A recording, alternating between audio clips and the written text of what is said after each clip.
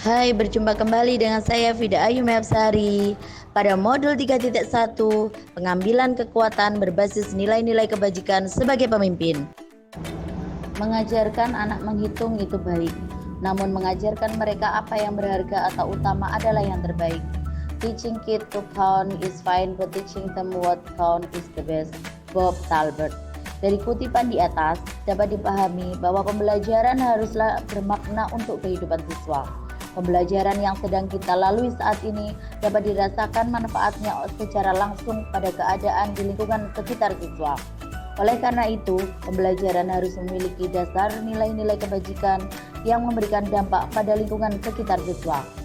Sebagai seorang pemimpin pembelajaran, mengambil keputusan tepat masih kurang, tetapi harus didasari dengan nilai-nilai kebajikan dan dapat berpengaruh pada kehidupan siswa secara menyeluruh baik di lingkungan sekolah, di rumah maupun di lingkungan sekitar, karena nilai kebajikan sama di semua tempat.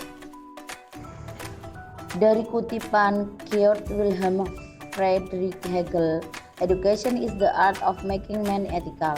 Pendidikan adalah sebuah seni untuk membuat manusia menjadi berperilaku etis. Dapat dipahami bahwa pendidikan adalah sebuah seni yang mengajarkan manusia untuk bertindak sesuai dengan nilai-nilai kebajikan yang kita pahami sebagai manusia. Pendidikan dikatakan berhasil jikalau seorang siswa dengan kesadaran sendiri mengembangkan kemampuan atau bakat yang dipunyai secara bebas tanpa paksaan dari orang lain, serta memegang teguh prinsip moral atau nilai-nilai kebajikan yang dipahami bersama. Sehingga adab atau moral perilaku seseorang berada di atas ilmu yang dimiliki. Dari Ki Hajar Dewantara kita mengenal Pratap Triloka, ing ngarsa sung tulodo, ing madya mangun karsa, dan tutwuri handayani. Pratap Triloka oleh KHD sangat berpengaruh besar dalam proses pengambilan keputusan sebagai seorang pemimpin.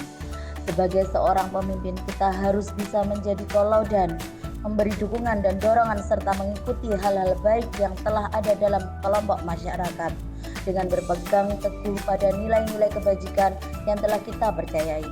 Meskipun pada kenyataannya melalui dilema etika benar melawan benar. Disinilah fungsi pemimpin yang harus bisa mengambil keputusan terbaik untuk seluruh anggota dan masyarakat sekitar.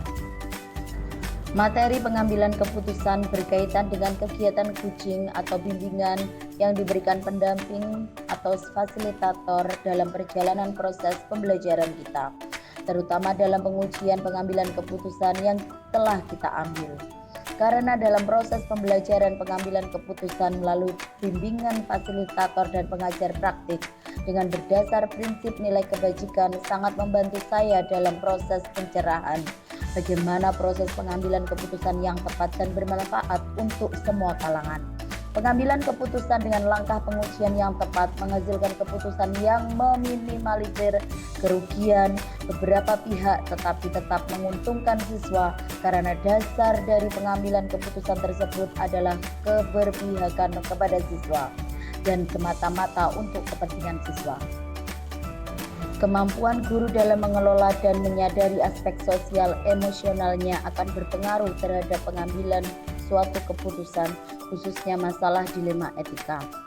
Pernyataan tersebut sangat tepat karena dengan sosial emosional yang tepat atau tenang, maka pengambilan keputusan akan terbuka pada semua hal yang ada di lingkungan sekitar.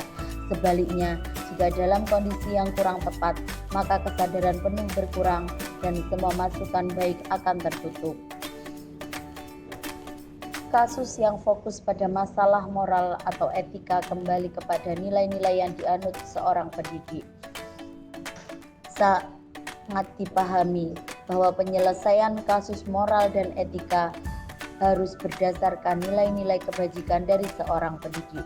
Dengan pengambilan keputusan yang tepat akan berdampak pada kondisi lingkungan pembelajaran yang nyaman, kondusif, sehingga pengambilan keputusan memang harus melalui langkah yang panjang dan matang dalam penyelesaiannya untuk memperkecil kerugian yang didapat. Tantangan-tantangan di lingkungan untuk dapat menjalankan pengambilan keputusan terhadap kasus-kasus dilema etika sangatlah banyak, terutama pada kasus yang merupakan paradigma kebenaran melawan kasihan. sebagai pemimpin akan dihadapkan pada kasus yang berbeda di tiap anggotanya. Disinilah peran langkah pengambilan keputusan sangat diperlukan untuk kebaikan bersama dan untuk kemajuan dan keberpihakan kepada murid utamanya.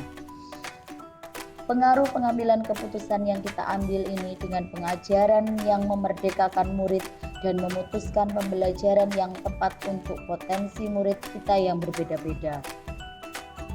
Karena kita menyadari dengan sepenuhnya murid memiliki bakat dan kemampuan yang berbeda, serta keunikan yang tidak sama di setiap individunya.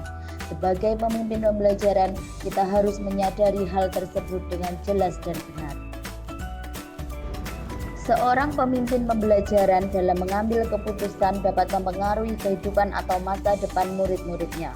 Pernyataan ini terkesan sangat menakutkan, tetapi memang benar adanya saat guru memberikan konsekuensi dari suatu tindakan siswa, yang mana tindakan tersebut hasilnya salah, tetapi prosesnya benar, tetapi guru tidak melihat proses tersebut, maka di masa depannya siswa akan berpikiran bahwa semua yang dipedulikan adalah hasilnya tanpa peduli prosesnya. Apakah proses tersebut baik ataupun tidak baik? Inilah pentingnya pengambilan keputusan yang tepat dengan mindfulness atau kesadaran penuh serta dengan berbagai langkah pengujian yang tepat untuk hasil yang tepat dan maksimal. Modul ini mencerahkan saya bagaimana menjadi pemimpin pembelajaran yang baik dan selalu berpikiran terbuka terhadap kekurangan yang dimiliki. Seorang guru sebagai pamong yang menghantarkan muridnya supaya mendapat kebahagiaan yang seluasnya serta mampu hidup bersosial di lingkungannya kelak. Pengambilan keputusan yang berdampak pada cara pandang dan cara penyelesaian masalah murid pada masa depannya kelak. Sebelum mempelajari modul ini, keputusan yang saya ambil cenderung pada prinsip dan nilai kebajikan yang saya anut, dan terkadang sharing kepada guru senior tanpa mempertimbangkan pendapat dari murid.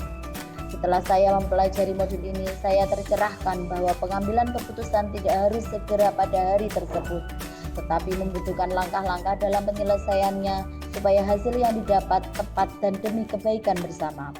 Dari modul ini saya menyadari bahwa kemampuan kita terbatas. Kita sebagai pemimpin pembelajaran harus bersifat terbuka dan mau mendengar semua saran dari orang lain, serta tetap berpegang teguh pada nilai-nilai kebajikan yang kita anut.